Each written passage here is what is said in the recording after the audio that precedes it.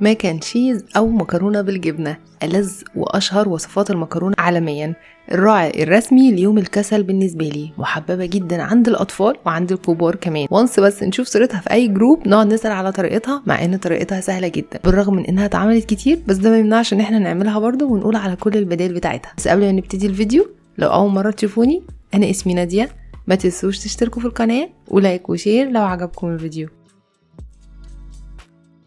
اول حاجه طبعا هنبتدي بيها هي نوع المكرونه نفسها. الوصفه دي اشهر يعني شكل ليها او اشهر شكل المكرونه بتاعتها هي القلبو مكروني او المكرونه اللي انتوا شايفينها دي. هنحتاج 450 جرام من المكرونه او كيس من المكرونه. طبعا هنحط الميه علشان تغلي، وانس انها تغلي بنحط عليها رشه ملح ونحط فيها المكرونه علشان تستوي.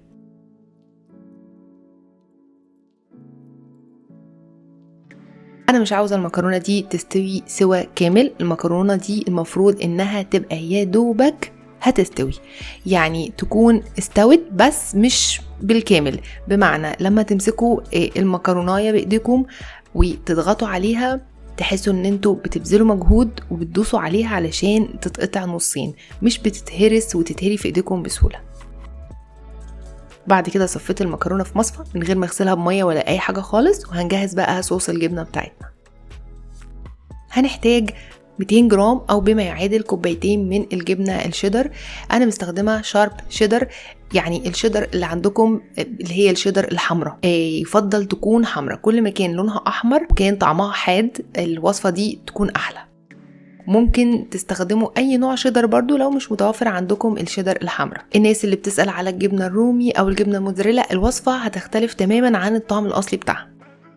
هنحتاج كمان كوباية من الكريمة، او لو مفيش كوباية من الكريمة هنحتاج علبة حليب مبخر او حليب مكثف مش محلى، اللي هو الحليب المبخر او المكثف الغير محلى، دي بديل للكريمه لان هو بيكون فيه دسم شويه، يعني هي الوصفه دي بتحتاج شويه دسم. لو مفيش كمان حليب مبخر ممكن نحتاج علبه قشطه بديل للكريمه او الحليب المبخر، اي حاجه من الحاجات دي هتكون بديل للكريمه. طيب لو كمان مفيش اي حاجه من الحاجات دي يبقى حليب فقط. احنا كده في الوصفه دي هنحتاج كوبايتين من الحليب وكوبايه من الكريمه، ولكن ممكن نستبدل الكريمه بالحليب ويبقوا 3 كوبايات من الحليب.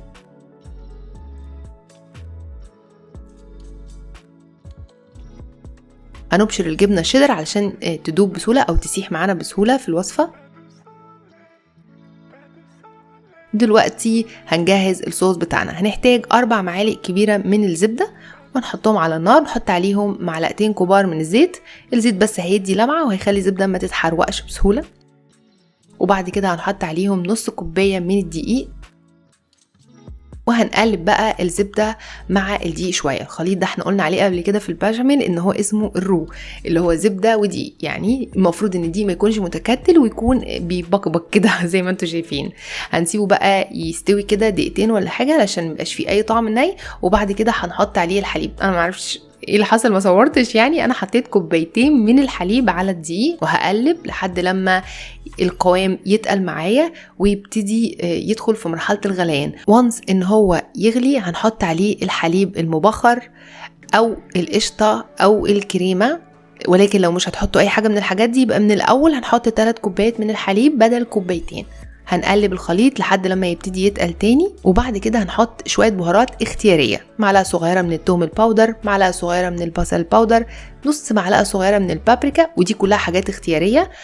انا ما حطيتش ملح لان الجبنه عندي ملحها كويس جدا، وما حطيتش فلفل اسود لان انا عندي مشكله في القولون اليومين دولت، وانا اوريدي عندي قولون طول عمري يعني، فمش هحط فلفل اسود علشان ما اتبهدلش. وبعد كده اول ما الخليط ده برضو يبتدي يبقبق كده هنحط عليهم الجبنه الشيدر، وهنقلب بقى لحد لما الجبنه دي تسيح وتدوب تماما في الخليط ولونه يتحول للون الجبنه بتاعتنا. طيب لو احنا بعد ما قلبنا لقينا الجبنه او الخليط لونه فاتح شويه، مش لونه زي الجبنة الشيدر، ممكن تدوله لون عن طريق بودرة المستردة. في يعني بودرة كده بتتباع اسمها بودرة المستردة، لونها أصفر كده شوية، نحط منها معلقة صغيرة. لو مفيش ممكن نحط رشة من الكركم، ولكن ما تزودوش قوي في الكركم علشان بيغير طعم أي حاجة. الكركم بالذات ممكن يقلب كان الوصفة ويبوظها خالص لو زاد عن الحدود.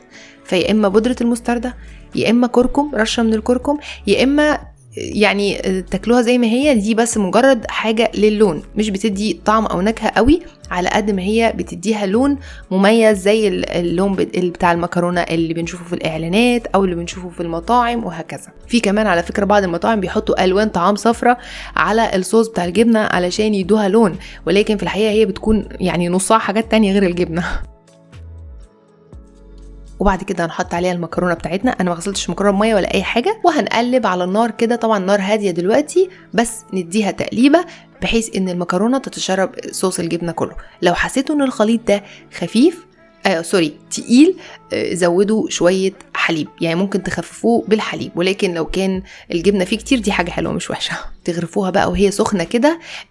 لما عملت الوصفه دي قبل كده ناس كتير سالتني طيب هي بعد يوم بتنشف بنعمل ايه؟ عادي جدا، بتحط شويه حليب وتسخنيها او تدفيها على النار. اوريدي احنا ما سويناش المكرونه تسويه كامله، علشان كده انا مأكده على ان المكرونه ما تبقاش مستويه بالكامل، عشان لو مهريه قوي لما تيجي تسخنيها تاني يوم تبقى عباره بقى عن عجين معانا. احنا المكرونه اصلا مفلفله وطعمها جميل وبتتاكل كويس، بس لما تيجي تسخن مش هتتبهدل منكم. شويه حليب على النار او في الميكروويف وهتبقى جميله جدا. ممكن كمان تحط عليها رشه من الجبنه بارميجان، في ناس بتدخلها الفرن، في ناس بتحمر منها كرات، يعني في ليها طرق تانية كتيره، ولكن انا حسيت ان احنا مش محتاجين هنعمل كل ده، لاني متاكده ان انتم مش هتعملوا الا الوصفه الاساسيه. وبس كده، اتمنى ان الفيديو يكون عجبكم. ما تنسوش تجربوا المكرونه وتقولي رايكم فيها، واشوفكم ان شاء الله المره الجايه في فيديو جديد.